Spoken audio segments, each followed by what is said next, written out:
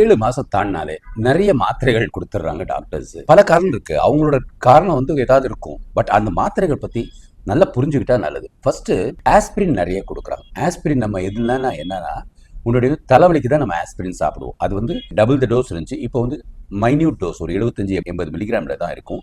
அந்த ஆஸ்பிரினோட வேலை என்னன்னு தெரிஞ்சுக்கிட்டீங்கன்னா, அது உங்களுக்கு தேவையா தேவையில்லையா, இல்லை டாக்டர் கொடுத்துருக்காங்கன்னா அது புரிஞ்சிருச்சுன்னு வச்சுக்கோங்க, கட்டாயம் சாப்பிடுவீங்க. ப்ளஸ் அது சாப்பிட்றதுனால என்ன சைட் எஃபெக்ட்ஸ் இருக்குன்னு தெரிஞ்சுக்கலாம். ஸோ ஆஸ்பிரின் யாருக்கு கொடுப்பாங்க? கர்ப்பிணிகளுக்கு. அதுவும் லோ டோஸ் ஆஸ்பிரின் சொல்லுவோம். அது குழந்தை வளர்ச்சி கம்மியாக இருக்கிறவங்களுக்கு, இல்லை நீர் சத்து கம்மியாக இருக்குமோன்னு டாக்டர் சந்தேகப்பட்டா, இல்லை முன்னாடியே 1-2 குழந்தைகள் குறப்பிரசவத்திலேயோ இல்லை வளர்ச்சி கம்மியாக ஐயூஜிஆர் சொல்லலாம், இதுக்கு இவங்களுக்கு எல்லாருக்கும் கட்டாயம் ஆஸ்பிரின் கொடுப்பாங்க. ரிப்பீட்டட் அபார்ஷன்ஸ் இருக்கவங்களுக்கு ஆஸ்பிரின் கொடுப்பாங்க. ஸோ நஞ்சுக்குள்ளே வந்து இந்த பிளேட்லெட்ஸ்ன்னு சொல்லுவோம், தட்டணுக்கள்னு சொல்லுவோம், அதுங்கெல்லாம் வந்து ஒட்டிக்காமல் இருக்கிறதுக்கு இது ஆன்டி பிளேட்லெட் எஃபெக்ட் அதுக்கு இருக்குது. அதுக்காக கொடுப்பாங்க. நிறைய பேருக்கு வந்து அது வந்து கட்டாயம் வந்து டாக்டர்ஸ் கொடுத்தாங்கன்னு மறக்காமல் சாப்பிட்ருங்க. அது வந்து சிலது வயிற்றுக்கு இரிட்டேஷன் கொடுக்கும், சிலது இரிட்டேஷன் கொடுக்காது. என்ட்ரிக் கோட்டட் அப்படின்னா இரிட்டேஷன் கொடுக்காது. அப்படி இல்லைன்னா எப்பயும் பொதுவாகவே மாத்திரை வந்து காலை பிரேக்ஃபாஸ்ட்டுக்கு அப்புறம் சாப்பிடுங்க. அதான் உங்களுக்கு நல்லதாக இருக்கும். ஒரு நாளைக்கு 1க்கு மேலே சாப்பிட்றாதீங்க. ரொம்ப ரேராக சில சமயம் வந்து அதை சாப்பிடும்போது உங்கள் மோஷன் வந்து கருப்பாக ரத்த கலரில் போகும், இல்லை வாந்தி ஏதாவது எடுத்தீங்கன்னா பிளட் இருக்கும். அது ஸ்டமக்கை இரிட்டேட் பண்ணுறதுக்கு ஒரு பாசிபிலிட்டிஸ் இருக்குது. அது ரொம்ப ரேர் தான், பட் இருந்தாலும் தெரிஞ்சுக்கிறது நல்லது. ஏன்னா ரொம்ப ரேர் சைட் எஃபெக்ட்ஸ் தான் டாக்டர்ஸ் உங்ககிட்ட எடுத்து சொல்ல மாட்டாங்க. லோடோஸ் ஆஸ்பிரினோட வேலை அதுதான். ஸோ லோடோஸ் ஆஸ்பிரின் கொடுத்துருக்காங்கன்னா ஏதோ ஒரு காரணம் இருக்குது. காரணம் இல்லாமல் டாக்டர்ஸ் கொடுத்துருக்க மாட்டாங்க. அந்த காரணம் என்ன டாக்டர்ஸே கேட்டுக்கோங்க. அந்த காரணம் இருக்கும், கட்டாயம் வந்து அதை சாப்பிடணும். அதை அவாய்ட் பண்ணிடாதீங்க. 2வது, நிறைய பேருக்கு வந்து ஃபோலிக் ஆசிட் வந்து கண்டினியூ பண்ண சொல்லுவாங்க 30 வீக்ஸ்க்கு அப்புறம். ஃபோலிக் ஆசிட்னா என்னது? அது வந்து ஒரு விட்டமின். நம்ம உணவில் வந்து அந்த விட்டமின் வந்து கம்மியாக இருக்குது. இங்கே மாத்திரம் இல்லைங்க, உலகம் ஃபுல்லாக கம்மியாக இருக்குது. ஃபர்ஸ்ட் குழந்தை ஏதாவது மூளை வளர்ச்சி கம்மியாக, அதாவது ஆனன்கெஃபலின்னு சொல்லுவோம், அதாவது நியூரல் டியூப் டிஃபெக்ட்னு, அது அந்த நர்வ் சம்மந்தமாக, நரம்பு சம்மந்தமாக சில குழந்தைகள் வந்து இதுவாக இருக்கும். சில குழந்தைங்க தலையே ஃபார்மாக இருக்காது, தலையே இல்லாமல் இருக்கும், இந்த இடமே இல்லாமல் இருக்கும். அது பேர் ஆனன்கெஃபலின்னு சொல்லுவோம். அது மாதிரி இருக்கும். இல்லைனா some kind of neural tube, அதாவது முதுகு தண்டு ஸ்பைனல் கார்டு இருக்குல்ல, அதில் ஏதாவது டிஃபெக்ட் இருக்கும். இது வந்து இல்லாமல் இருக்கிறதுக்கு தான் இந்த ஃபோலிக் ஆசிட் சாப்பிட சொல்கிறாங்க. இது சாதாரண நார்மலாக இருக்கிறவங்களுக்கு 3 மாதம் சாப்பிட்டா போதும், 12 வாரம் வரைக்கும் சாப்பிட்டா. பட் சிலவங்களுக்கு கண்டினியூ பண்ண சொல்லுவாங்க. எப்போ வரைக்கும் கண்டினியூ பண்ணணும்? குழந்தை பிறந்து பேபி 5 ஃபீட் பண்ணுற 3 மாதம் கூட டெய்லி ஒன்று சாப்பிட சொல்லுவாங்க. ஏன்னா சிலவங்களுக்கு வந்து அது அவ்வளோ சீக்கிரம் அப்சர்வ் ஆகாது. 2வது, அது இருக்கிறனால எந்த பிரச்சனையும் கிடையாது. ஸோ பேபியோட ஹெல்த்துக்காக சம்டைம்ஸ் கொடுப்பாங்க. அது விட்டமின் மாத்திரை தான், இது சாப்பிடாமல் இருத்தலாம் அப்படின்னு நினைக்காதீங்க. டாக்டர்ஸ் கொடுத்து அதுக்கு ஏதாவது காரணம் இருக்கும். அந்த காரணம் இருந்துச்சுன்னா அதை சாப்பிடுங்க. இல்லை உங்களுக்கு காரணம் ஒன்றும் தெரியல அப்படின்னா நல்ல காய்கறிகள் சாப்பிட்டாலும் பிரச்சனை கிடையாது. பட் விட்டமின் 11 அந்த ஃபோலிக் ஆசிட் எதில் இருக்குது தெரிஞ்சு சாப்பிடுங்க. எந்தெந்த விட்டமின் வந்து எதில் இருக்குது. சில விட்டமின்ஸ் கீரையில் நிறைய இருக்கும். சில விட்டமின்ஸ் வந்து குரூசிஃபரஸ் வெஜிடபிள்னு சொல்லுவோம். இந்த கேபேஜ், காலிஃப்ளவரு, ப்ராக்கோலி, பிரசல்ஸ், இந்த மாதிரி அந்த பூ மாதிரி பூக்கிற மாதிரி இருக்கு, அதுங்க மாதிரி உள்ள குரூசிஃபரஸ், அதுங்களே நிறைய விட்டமின்ஸ் இருக்கும். ஸோ அதெல்லாம் நமக்கு தெரிஞ்சுக்கிறது நல்லது.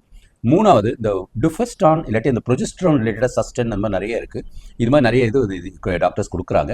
சிலவங்க இன்ஜெக்ஷனாக போடுவாங்க, சிலவங்க டேப்லெட்டாக கொடுப்பாங்க, சிலவங்க உங்கள் உள்ளுறுப்பு வெஜைனால வைக்க சொல்லுவாங்க, சிலது ஒரு டெய்லி வைக்கணும், சிலது வார வைக்கணும். அந்த மாதிரி சில வித்தியாசங்கள்லாம் இருக்கும். பட் டாக்டர்ஸ் அது எதுக்கு கொடுக்குறாங்கன்னா, உங்களுக்கு ஏதோ ஒரு காலகட்டத்தில் குறப்பிரசவம் ஆகிருக்க வாய்ப்பு இருக்கும். அந்த குறப்பிரசவ அறிகுறிகள் ஏதாவது இருக்கும், உங்களுக்கு அது ரொம்ப ப்ரெஷியஸ் பேபி குறப்பிரசவம் ஆகாமல் இருக்கிறதுக்காக சம்டைம்ஸ் கொடுப்பாங்க. அதுக்குள்ள கொஞ்சம் சைடு எஃபெக்ட்ஸ் வந்து கொஞ்சம் இருக்குது. அது ஒவ்வொருத்தருக்கும் ஒரு மாதிரி இருக்கும். அது வந்து ப்ரொஜெஸ்ட்ரான் அப்படிங்கிற ஒரு ஹார்மோனை மெதுவாக கொஞ்சம் கொஞ்சமாக டெய்லி ரிலீஸ் பண்ணுறதுனால நஞ்சில் சம்டைம்ஸ் அந்த ப்ரொஜெஸ்ட்ரான் கரெக்டாக உருவாகாத காரணத்தினால தான் அது கொடுக்குறாங்க. அது குறிப்பிட்ட ஆளுங்களுக்கு தான் கொடுக்கணும். முன்னாடியே வந்து ஏதாவது குறப்பிரசவம் ஆயிருக்கணும், இல்லாட்டி முன்னாடியே ஏதாவது 1-2 குழந்தைகள் வந்து வயிற்றுக்குள்ளே இறந்து போயிருக்கலாம். ஆர் இந்த ப்ரெக்னன்சியில் உங்களுக்கு வந்து ஒரு அப்பப்போ வந்து ஏர்லி லேபர் பெயின் மாதிரி வந்து போகுமா இருக்கும். ஸோ உங்களுக்கு ஏர்லி லேபர் பெயின் வராமல் இருக்கிறதுக்கு அந்த மாதிரி உள்ள இது கொடுப்பாங்க. ஸோ இந்த மாதிரி சில இது இருக்குது. இதை விட்டால் வேறு என்ன கொடுப்பாங்க? வேறு ரொம்ப ரேராக ஹெப்பாரைன்னு ஒரு இது கொடுப்பாங்க. அது வந்து இந்த காலில் ரத்த கட்டு வராமல் டிவிடி கொடுப்பாங்க. சில சமயம் ரிப்பீட்டட் அபார்ஷன் ஆனவங்களுக்கு கொடுப்பாங்க. இல்லை நீங்கள் ரொம்ப ஒபீஸாக இருக்கிறீங்க, இல்லை உங்கள் குடும்பத்தில் யாருக்காவது வந்து இந்த வெயின்லேயே ரத்தம் கட்டிக்கிறது, அந்த மாதிரி உள்ள இதெல்லாம் வந்து இருக்குது. ஏன் டிவிடின்னு சொல்லுவோம். உங்கள் அம்மாக்கோ இல்லாட்டி குடும்பத்தில் யாருக்காவது வந்து அது இருக்கலாம் கொடுப்போம். சில பிளட்டில் ரத்தத்தில் சில பிரச்சனைகள் இருந்தாலும் அது கொடுப்பாங்க. அதெல்லாம் ரெகுலராக கரெக்டாக எடுத்துக்கணும். அது தவிர இந்த அயர்ன் கால்சியம் வந்து லேட் ப்ரெக்னன்சியில் எடுக்கிறது வந்து எனக்கு அவ்வளோ இதுவாக தோணல. பட் சம்டைம்ஸ் 9 கீழே இருந்துச்சுன்னு வச்சுக்கோங்க, டெய்லி ப்ரிஸ்கிரைப் பண்ணுவாங்க. அதுக்கு பதிலாக ஐவி இன்ஜெக்ஷன்ஸ் போட்டுக்கிறது நல்லது. காய்கறிகள் கரெக்டாக சாப்பிட்டீங்கன்னா அதுவும் தேவை கிடையாது. ஸோ காய்கறிகள் நம்ம நிறைய கம்மியாக தான் சாப்பிட்றோம். நிறைய பேருக்கு இந்த டேஸ்ட் பிடிக்கிறது இல்லை, இல்லாட்டி சமைச்சு கொடுக்குறதுக்கு ஆள் இல்லை, இல்லை சமைச்சு கொடுக்க ஆள் இருந்தாலும் தனியாக உட்காந்து சாப்பிட பிடிக்கல. இது மாதிரி சில பல காரணங்கள் இருக்கும். ஸோ டாக்டர்ஸ் என்ன பண்ணுவாங்க, இது எல்லாத்தையும் இது பண்ணுற பதிலா டெய்லி இது மாத்திரை ஒன்று சாப்பிட்ருங்க, கால்சியம் ஒரு மாத்திரை, இது ஒரு மாத்திரை அப்படின்ட்டுருவாங்க. ஸோ அந்த மாதிரி உள்ள இதாக இருக்கும். இது தவிர வேறு எனக்கு தெரிஞ்சு வேறு எந்த டேப்லெட்ஸும் எனக்கு தெரியல. ஆன்டிபயோட்டிக்ஸ் அது கட்டாயம் வந்து ஒன்லி ஸ்வாப் டெஸ்ட்டோ இல்லாட்டி ஒரு டெஸ்ட் பண்ணி மைக்ரோவா லேபில் சொன்னால் மாத்திரம் எடுத்துக்கோங்க. தேவையில்லாமல் உங்களுக்கு இது ஜுரம் இருக்குது, காஃப் இருக்குது, இல்லை உடம்பெல்லாம் வலிக்குது, ஏதோ ஒரு காரணத்தினால நிறைய ஆன்டிபயோட்டிக்ஸை கொடுக்காதீங்க. ஏன்னா பாப்பாக்கும் அது வந்து பாதிக்கும். மெயினாகவே வந்து பால் கொடுக்குற தாய்மார்களுக்கு. பட் இருந்தாலும் ஆன்டிபயோட்டிக்ஸ் வந்து உங்கள் உடம்புல இருக்கிற நல்ல கிருமிகளையும் காலி பண்ணிடும். ஸோ உங்களுக்கு ஏதாவது ஆன்டிபயோட்டிக்ஸ் தேவைன்னா ஒன்று உங்கள் உள்ளுறுப்பில் வெஜைனாலேருந்து ஒரு ஸ்வாப் எடுத்து பரிசோதனைக்கு அனுப்பிச்சு அது லெபார்ட்டரியில் மைக்ரோஸ்கோப் கீழே வச்சு பார்த்து ஆமாம் இது தான் வளர்ந்துருக்கு, இதுக்கு இந்த மருந்து தான் அப்படின்னு சொல்லி 48 மணி நேரத்துக்கு அப்புறம் வரும். அந்த இது கரெக்டாக எடுத்துக்கிட்டிங்கன்னா ஒரு பிரச்சனையும் இருக்காது. இல்லாட்டி உடம்புல இருக்கிற நல்ல பாக்டீரியாஸும் காலி ஆகிடும். யூரின்லேயே அதை நிறைய பேருக்கு யூரின் இன்ஃபெக்ஷன் ப்ரெக்னன்சியில் வரும். அதுவும் வந்து யூரின் கல்ச்சர் சென்சிட்டிவ் பார்க்காம மாத்திரையே சாப்பிடாதீங்க. Antibiotics is not that good. அப்படின்னா அது எடுத்துட்டு லேபுக்கு அனுப்பிச்சிட்டு ஒரு டெம்பரரியாக ஒன்று ஸ்டார்ட் பண்ணுவாங்க. அந்த லேப் ரிசல்ட்ஸ் வந்து 2 days ஆகும். அந்த 2 days வந்ததுக்கப்புறம் அந்த வந்து மாற்றிப்பாங்க. இதுதான் கரெக்டாக இருக்கும். ஏன்னா நிறைய கிராம் பாசிட்டிவ் இருக்குது, நெகட்டிவ் இருக்குது, ஐரோபிக் இருக்குது, அனரோபிக் இருக்குது, இந்த மாதிரி நிறைய கொச்சமச்சன்னு இருக்குது. ஒரு 10,000 கணக்கில் இருக்குது. அதெல்லாம் நமக்கு வந்து அவ்வளோ தேவை கிடையாது. பட் இருந்தாலும் ஒரு முறையில் இருக்குது. கர்ப்பிணி பெண்களுக்கு இதுதான் செய்யணும் அப்படின்ட்டு இருக்குது. அது இல்லாமல் வந்து இந்த ஆன்டி-டி போடுவாங்க. ஆன்டி-டி வந்து நீங்கள் உங்களுக்கு வந்து நெகட்டிவ் குரூப் இருக்குன்னு வச்சுக்கோங்களேன். அது சம்டைம்ஸ் 30 வாரத்துக்கு அப்புறம் குழந்தையோட சில ரத்த அணுக்கள் வந்து நம்ம உங்கள் உடம்புல வரும்.